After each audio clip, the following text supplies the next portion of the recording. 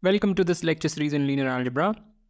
We will continue our discussion on determinants, and the topic of this lecture is to discuss the determinant of a square matrix.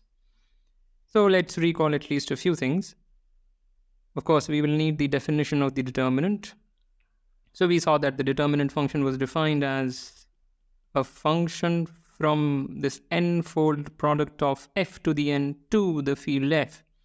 F is any field.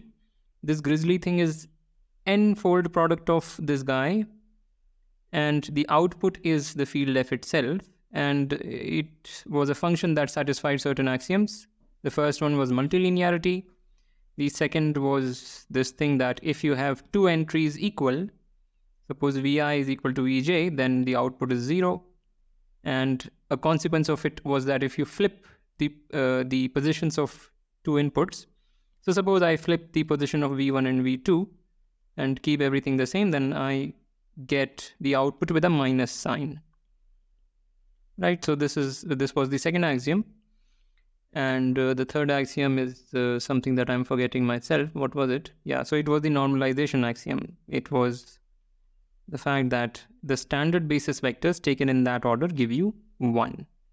So with these axioms, we showed that the determinant function is unique, and it takes this tuple of vectors to that thing. All right, that's what we showed, and we need to know this formula for this lecture. In general, we would like to avoid the usage of this formula, but sometimes it is unavoidable. And at the very least, in the way we are developing linear algebra, this will be unavoidable in certain situations. When we discuss multilinear algebra, which is the topic of a separate lecture series, we would not need to resort to this formula at all, as far as I can tell. All right, so let's proceed. Here are a few problems for practice. All of them are very important, but this one is marked as star, not because this is hard, but because I will probably invoke it in this lecture at some point. Okay. So let's define the determinant of a square matrix. So we have some field f, and we are calling V as this vector space. And let M be the square matrix where each entry is coming from the field f. So this is the square matrix. Then we define the determinant of M as the determinant of, I'll write something and then I explain. What do I mean? First of all, this is what we are defining, while this is something that we already know. This is a function from this n-fold product to the base field. So these are all elements of f to the n. Okay. Even though we use the exact same notation for the two functions, we need to be clear on this point that this is what we are defining, while this is something that we've already defined previously. Okay, so what is this me1 ... me2 ... men? So me1, basically think of it as you're applying the matrix M to the vector e1, except that you do not apply matrices to vectors, you apply matrices to matrices. So you can feed an n cross 1 matrix to this matrix and obtain another n cross 1 matrix. That's how matrix multiplication behaves. So when I write e1, I just mean the column vector representation of this vector e1. Every vector e1 gives you a column vector, so to say. So e1's representation is 1 at the top and then all the others 0. e2's representation is 0, 1 and then all others 0, and so on. And any vector v, first you write it down as a linear combination of the ei's. Its representation would be v1, v2 and so on.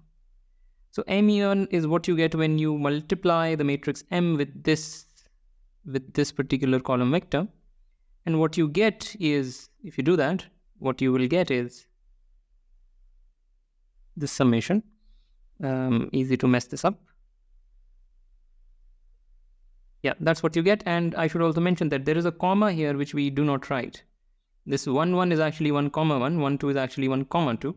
And here also, I1 means I, 1. I just sometimes do not write the comma because it starts looking very, very ugly. So that's ME1, and similarly you can write down what is MEJ and so on. So to summarize this, we will see an example as to what we are saying will be a little bit more clearer if we do that, but it should be clear anyway. Basically, the point is, to summarize, you form the vector out of these coefficients, write that vector down here. Form the vector out of these coefficients, write that down out here, and so on. So you'll get n vectors, and now you can arrange those n vectors in a sequence and find out its determinant and declare that as the determinant of the square matrix. Okay? So here this line had no relevance, but anyway, I've written it. So let's see an example to maybe make things even clearer if there is any confusion. So we have F2. Basically, we're considering a 2 cross 2 matrix whose entries are A, C, B, and D. What is determinant of M? It is the determinant of the vector that you can form using the first column, comma, the vector that you can form using the second column. So that's the determinant of M, and this we know how to compute. If you compute this out, what you will get is AD minus BC. Right? And for a very concrete example, here M is this matrix. What is the determinant of M? This is 2 into 7 minus 3 into 5, which is minus 1. Okay, so we have defined the determinant of a square matrix. And let's proceed. Here are some properties of the determinant. Since we know the formula for the determinant in general, once you use that formula, there are various things you can prove, some of which you surely know from high school, some of which you might not know, and these will be exercises. So I don't want to write down these computational proofs, but let me at least state them. So first is that if two different columns of an n cross n matrix A are identical, then the determinant of the matrix is 0.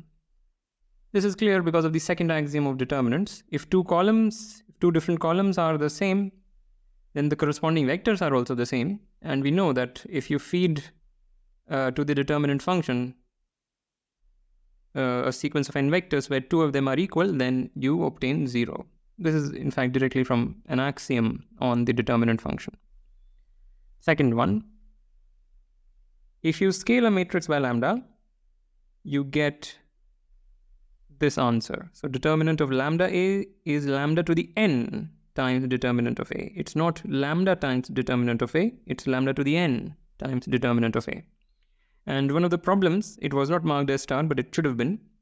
One of the problems in this, in the opening of this lecture was almost exactly this, except that it did not talk about matrices.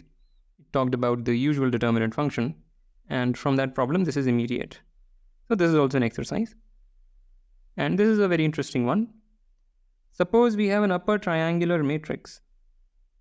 So on the diagonals, you have something. Above the diagonal, you have something. Below the diagonal, everything is 0. Then the determinant of A has nothing to do with what is above the diagonal. It is just simply the product of the things on the diagonal. And this is a very important exercise. Use the formula for the determinant. First, you use the definition of the determinant. Then you use the formula for the determinant. And that should tell you this. And if you get stuck with any such thing, when you get stuck, you should start with small values. Take n equals 2, n equals 3, and that should just tell you what to do for general n. Use induction if you want to. Okay, similarly, for a lower triangular matrix, here below and on the diagonal, some non-zero things may appear, but above the diagonal, everything is 0. Then the determinant is again the product of all the entries on the diagonal. Okay, great. And now for something that I want to prove, very important. Fix any positive integer n, take two square matrices over some field F. Then the determinant of the product of these two matrices is the product of determinants. It's pretty amazing that this holds, but this holds. So let's prove it in full detail. So say A is this matrix, and B is this matrix. All right, and let these n vectors in this coordinate space be defined as uj is equal to that thing. Sorry, this should be an EI. And to drive the point home, uj is basically the vector that comes from the jth column.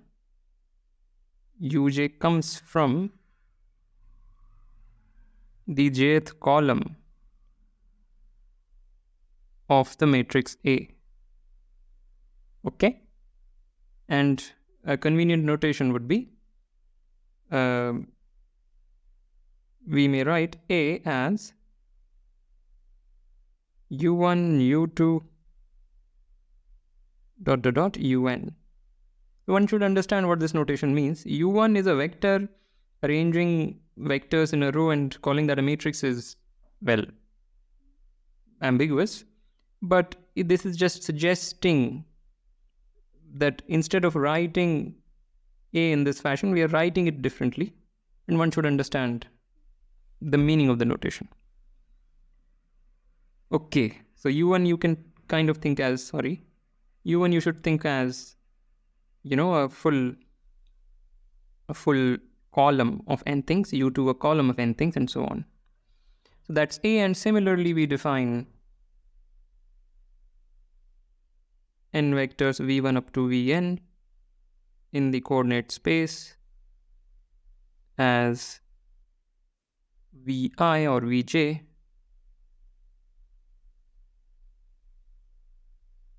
okay, and therefore vj comes from the jth column of the matrix B, and we can notationally suggestively write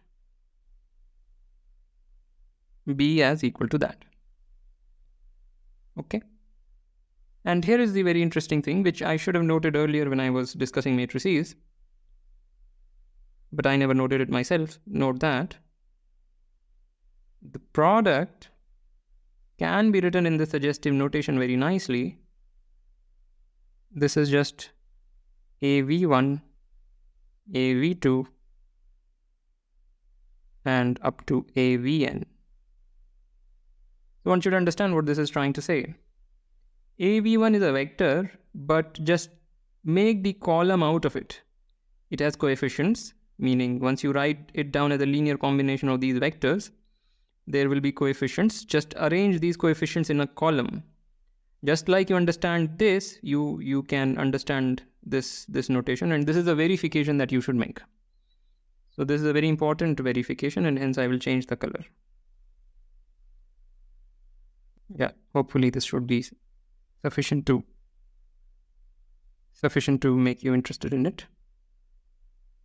Okay, what am I doing? All right, so that's the product of A and B. And now,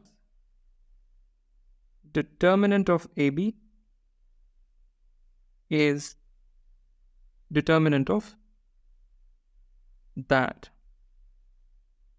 And when I write this, now think of these as usual vectors. AV1 is denoting a vector, right? V1 is a vector, A is a matrix. So what does this mean? By that we mean the following. First you write V1 as, or rather first you write the coordinate representation of V1. That is going to be an n cross 1 matrix. Coordinate representation of V1 is an n cross 1 matrix, and here is your matrix A. So you multiply that, you'll get another n cross 1 matrix. And this n cross 1 matrix will give you a vector, because you can just take the linear combination of these things with these standard basis vectors. So AV1 denotes that vector. Okay, here AV1, in this notation, AV1 was not denoting a vector, it was denoting an n cross 1 matrix. But when we write this, we are using AV1 to denote a vector. Okay, so determinant of AB is determinant of that. And now we just use the definition of V1. V1 you can check is nothing but B of E1. Right? We have that. And now we can just expand this out, and the rest is mindless algebra. Well, everything was mindless algebra so far. So we have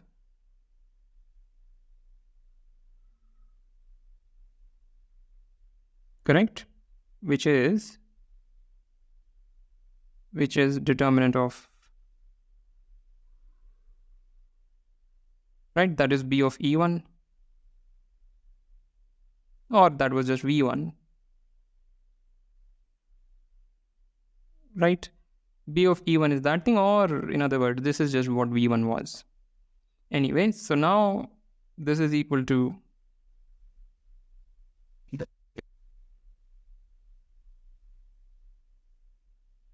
right, by linearity of A. Again, A is a matrix, not a transformation, but still, by linearity of A, it goes inside and spares the coefficients.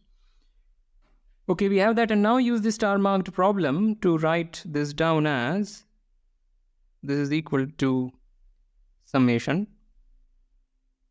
sigma over all permutations of this n element set.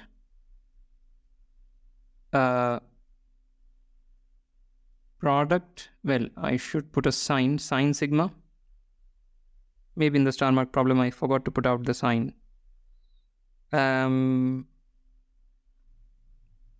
Yeah, there should be a sign here. Maybe let me check. I completely forgot about the sign here. Correct?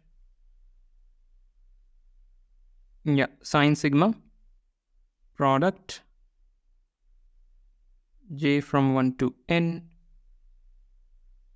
b sigma j comma j. I hope I'm writing things correctly. Yeah, and then determinant of that thing. Okay, wonderful. But what is this? What is this? This is determinant of A.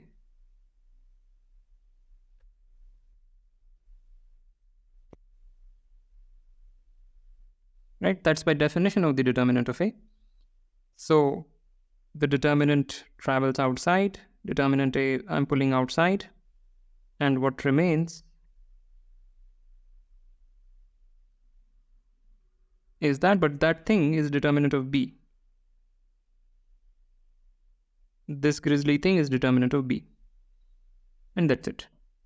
So determinant AB is determinant A times determinant B. Very nice proof. Alright, so let's proceed. So now suppose we have an invertible matrix. We discussed invertible matrices in our lecture on change of basis. I think it is lecture 2.14 as of now. The numbering may change later. Okay, so fix an invertible n cross n matrix, or invertible square matrix. Then the determinant of A is non-zero. And further, the determinant of the inverse of A is the inverse of the determinant of A. Alright, and the proof is just one line. Since A is invertible, there is a B such that this happens. A times B is identity. Operate the determinant on both sides. You get determinant of identity, but determinant of identity is 1. You can compute or use the upper triangularness of identity matrix. This gives determinant A, determinant B is equal to 1. So in particular, determinant A is non-zero. This cannot be 0 because of this equation. And what is the determinant of B? It is 1 upon determinant of A. And B is nothing but A inverse. Because A times B is identity, B is A inverse, and that's it. So it's an immediate consequence of the previous proposition. Okay. Now there is this very nice recursive formula for the determinant. This is something that at least I learned in high school. I'm pretty sure even now it is in the syllabus. Suppose we have this n cross n matrix. Then what you can do is you can form many other smaller square matrices out of it. For instance, you can delete the first column and the first row, and you obtain an n-1 cross n-1 matrix.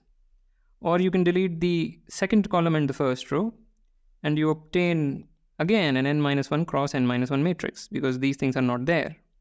Or you could delete the ith row and jth column and again obtain an n-1 cross n-1 matrix. So Laplace's formula says that fix any I, then the determinant of the matrix A is the sum of these n things. So there is a sign which is that thing. Then you write the ijth entry. And then you write the determinant of something, which we denote as mi, j, and I need to explain what this is. So it's this summation, but what is this entity? Well, you have I is fixed, so you slash out the ith row, and what is mij? You slash out the jth column. You remain with an n-1 cross n-1 matrix. The determinant of that is that thing. So the determinant of that smaller matrix is this thing, and this is called a minor, I, jth minor. So if you could have easily chosen I as 1. So what this formula would be saying is the determinant is A11 times the determinant of that thing minus A12 times the determinant of that thing plus A13 times the determinant of that thing, and so on. I'm pretty sure you have used this in your high school. And to make it very clear, let's take an example. So here we have this 3 cross 3 matrix. So I'm taking I equals 1. So in that formula, just use this formula. When j is equal to 1, we will be writing this in place of mij, which is here. And the first term comes here with a positive sign because minus 1 to the power 1 plus 1 is 1. Second term comes with a negative sign, and you're writing the determinant of this thing, dfgi. So that's Laplace's formula. It's very useful in computing determinants. And for a proof, just use the formula for the determinant that we gave, and using some inductive argument, you should be able to prove this. I did not try to prove it myself because it is going to be some ugly computation. So please take this as an exercise, or you can Google around and see how to derive this. I don't want to prove these things in this lecture. Okay. So this is one last thing that I want to say. Suppose we have a block diagonal matrix. What is a block diagonal matrix? So it is a square matrix, first of all. And every block here is itself a square matrix. So A1 is a square matrix, A2 is a square matrix, up to AK is a square matrix. And they may have different sizes. So this may be N1 cross N1, this may be N2 cross N2, and so on. Apart from these things above the diagonal, and apart from the blocks, above the diagonal there could be any garbage. Below the diagonal we are insisting there is 0. So below this we have zeros. Above this we have whatever we want. Then the determinant of this guy is just the product of the determinants of the things on the diagonal. It's a beautiful formula, and the upper triangular matrix case was a special case of it. We wrote down something about upper triangular matrices. That the determinant of this thing is just the product of the lambdas. This is a generalization. If each AI is just a 1 cross 1 matrix, then the determinant of this boils down to the upper triangular case. So this is also very useful, and again, you want to prove it, you can use our good old formula for the determinant and some inductive hypothesis. It shouldn't be that hard. Okay, so with that I want to end this lecture. As usual, like, comment, share, subscribe, and I will see you next time.